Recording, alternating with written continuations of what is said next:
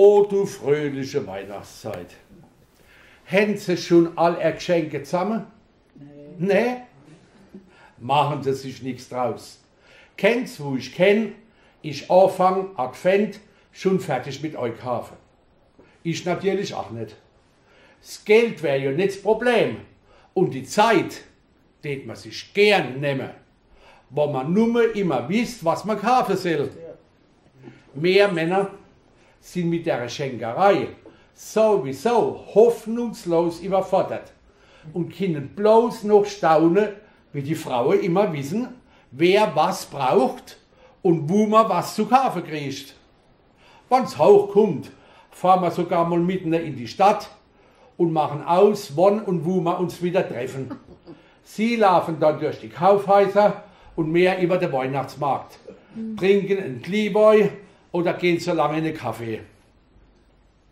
Schon wenn du als Mann überlegst, was gern hättest auf Weihnachten, bist du rettungslos verloren. Wenn aber schon für dich selber nichts weißt, fällt dann natürlich für andere gleich mal gar nichts ein. Jede Woche fährst 2-3 Mal voller Hoffnung fort und kommst jedes Mal mit leeren Händen wieder heim. Am heiligen Abend werden dann kurz vor Toresschluss schnell ein paar Sachen zusammen gekauft, dass man nicht nackig da steht.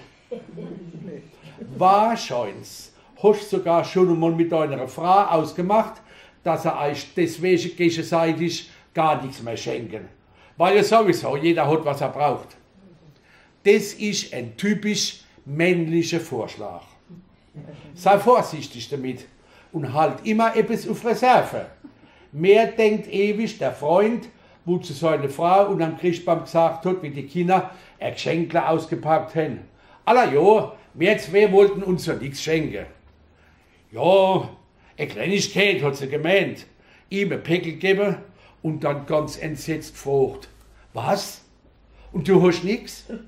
Wirklich? Überhaupt? Rein gar nichts? In dem Jahr war die Weihnachten für die zwei gelaufen. An der nächsten Weihnachten hätten sie sich wieder gar nichts geschenkt. Außer ein paar Kleinigkeiten natürlich.